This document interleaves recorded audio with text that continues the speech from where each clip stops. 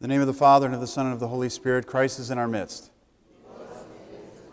You know, today the gospel reading is a very unique and special gospel reading because it reminds us of one thing that we continually do, not only as Christians, but as people the world throughout. And that is to say thank you. You know, many times if you think of raising your children and just being a child yourself, what's the first thing that is either poked in your ribs as a child after you receive your birthday present, or the first thing that you might jab your kids in the side after they receive a gift from someone? We always prompt them with the phrase, you know, you have to say thank you, or don't forget to say thank you. And we always have that on the tip of our tongues as parents, and our parents had it on the tips of their tongues to always make us say an outward expression of gratitude towards the person of which we receive something. However, it's one thing to say thank you, and it's another thing to mean it. And I think we see that with every phrase in this world, in this day and age. There's one thing to say I'm sorry, and it's another thing to mean I'm sorry, or to forgive me, and another thing to mean it. Or I love you, and to really mean it. And today we hear of the phrase thank you. Although the 10 who were healed of their leprosy were obviously thankful to God, one came back to say that he meant it, that he was thankful and felt it inside his heart and inside his soul. And as Christians, it's very easy in this day and age to go around and to do our business and to raise our families and to do our work and to do our social lives and everything, and forget to be thankful to God for what He has given us. Many times we just remember God when we're angry with God, when something is missing from our lives or something is not quite right. We always tell God, can you help me with this? Can you give me this? Can you fix this problem? But are we grateful for the things that He did give us and continually gives us that are right in our lives?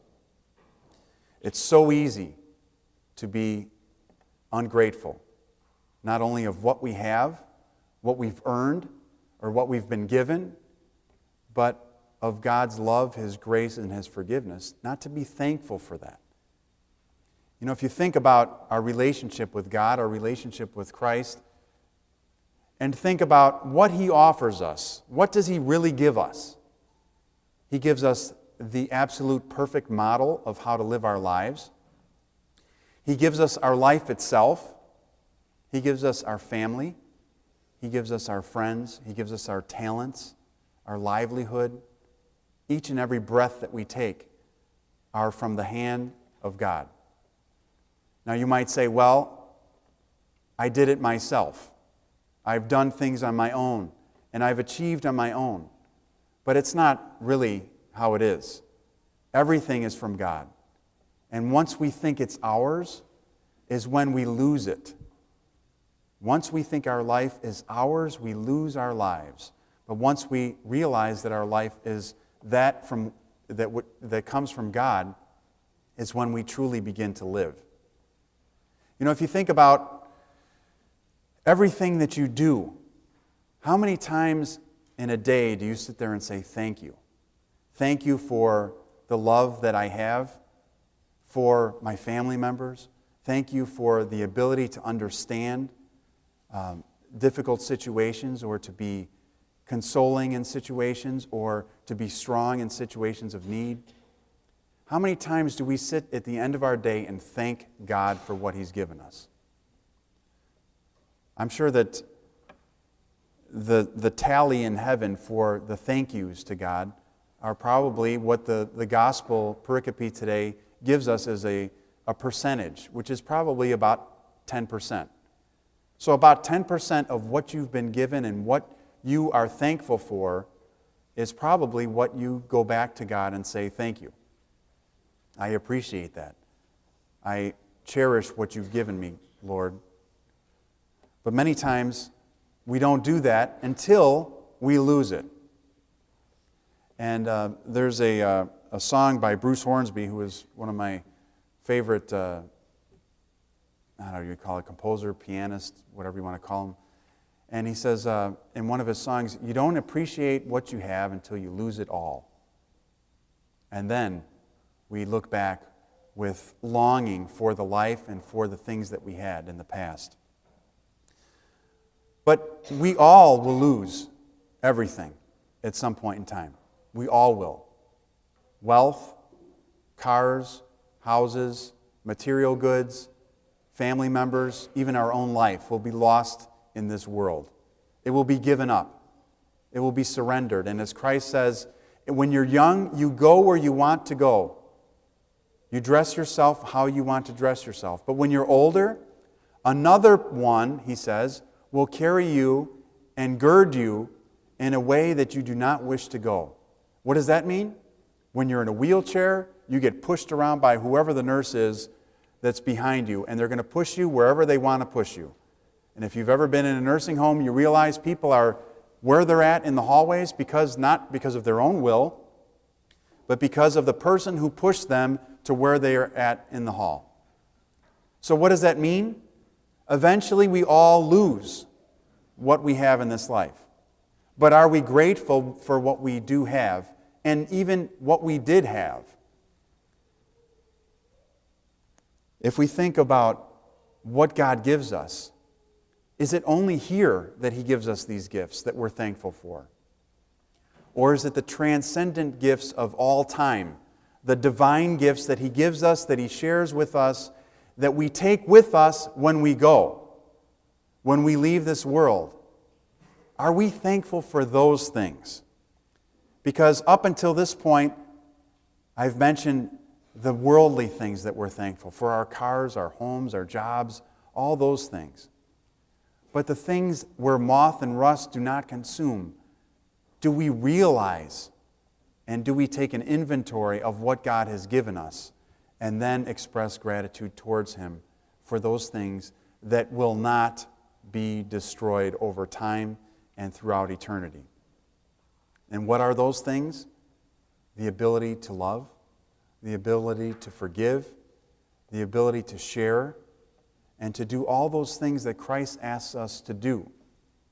Those things He gives us as a gift.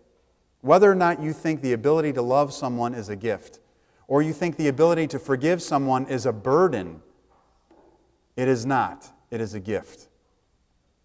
And not all of us share that gift. Sometimes we bury it. We say, I don't want to love that person. I don't want to forgive that person. I don't want to move on past this. I want to dwell on whatever's happening. Well, then we don't express gratitude for Christ from even on the cross behind me. Looked down at those who killed Him and said, forgive them, because they don't know what they're doing. He gives us the greatest examples and the greatest bar to reach. But many times we say it's impossible for us. We can't do that. We just take what we want and we leave the rest. And many times writers and contemporary writers in the church say that we think of our faith as a buffet, as an a la carte buffet, where we go and we pick and choose what we want to listen to, what we want to pay attention to, what we want to absorb, and those things which we choose to leave behind. Unfortunately, as Christians, we have signed up for the whole deal. We've signed up for the full meal. Whether or not you like everything that's served to you is really not your choice if you profess to be a Christian. If you don't like fasting, too bad. If you don't like forgiveness, that's too bad too.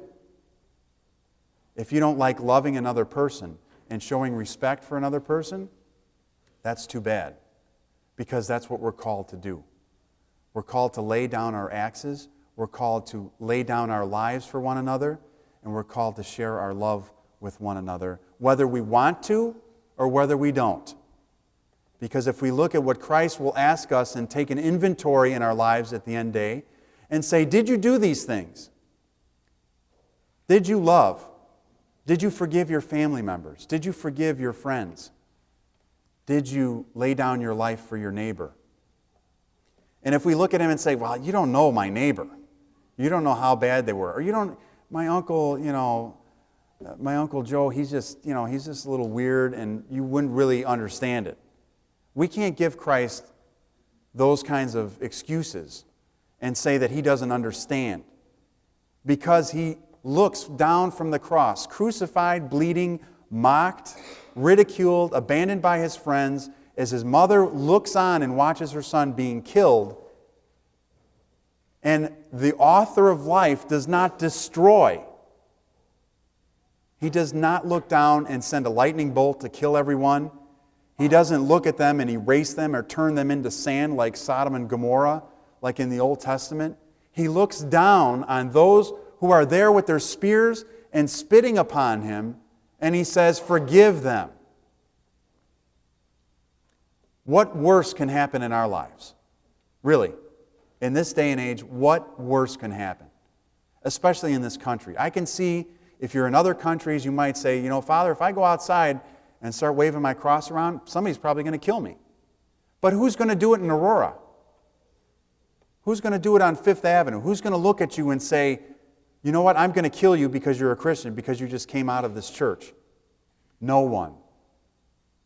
But yet, even in the midst of the lack of persecution of physical harm, we still pick and choose and are ungrateful for the gifts that God has given us. The Ten Commandments, many times people think, are the rules that we have to follow. But it's not the rules, it's the gate to open up freedom. It's not the restraints, the shackles that bind us, but it's the open door to become who you are supposed to be. That's the difference. You can look at it as a curse, or you can look at it as a blessing. And as Christians, we're supposed to look at everything in our lives through the eyes of God. Not everything in your life is going to be a blessing.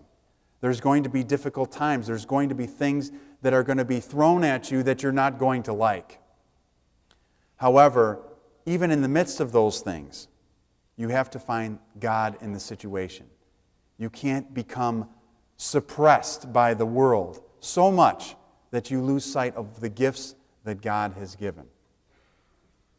And all you have to do is think of the crucifixion and think of Christ being on the cross and saying, he could have said, I can't believe it turned out this way. I healed. I went, I taught, I fed people who were hungry. I raised the dead. And this is what you're doing to me? All my stuff that I did, all my teaching, my 3 years, was a waste of time because this is how it ended up. He could have said that, but he didn't. Instead, he takes it to the next level and says, this is the gateway towards something even greater. And he knew what was going to happen, but he accepted it. But for all of us as Christians, we have to know that whatever comes to us, we have to accept with the mindset and the love and the heart of God. And to say that whatever it is, great or strong, I will receive it, and I will use my faith and my strength in my relationship with God to overcome the faults in life and to rejoice with the graces that God has given me. That is what sets us apart. Anyone can look and see a bad situation and critique it and condemn and judge and be hard of heart, not forgiving, with no love in their heart. Anyone can do that. But what sets us apart as Christians, and what you signed up for as a Christian. I see many of you wearing crosses, and I see you during the prayers making the sign of the cross, coming for communion, being in this church. You've signed up for the whole deal. It's not a pick and choose. And let's not be like the other 9 who just took what was given to them as a gift, walked on with silent thank yous. No one in this church would be happy if you gave something to someone and they just took it, looked at it, and put it away. Or took it home and didn't say those wonderful words of thank you, or I cherish this, whatever it is. Or thank you for a hug. Thank you for the kind word. There's so many things that we do to one another that we have to be openly thankful for. And we don't do that. We don't do that as a community. We don't do that as Orthodox Christians, and we don't do that as Christians. The world throughout, we're very ungrateful. Let's be grateful to God and thankful to God for what He gives us, and also thankful for what He's commanded us to do, and also thankful for those things that come to us, as St. Paul says, the struggles, so that we can become perfected in our struggles. That's what St. Paul says. That's not what Father Peter says. St. Paul says, in the midst of persecution and suffering, I find perfection. I pray that all of you find that perfection in your suffering, and that God continues to shine in your hearts, and that you continue to reciprocate with gratitude, forgiveness, love for everything in your lives. Amen.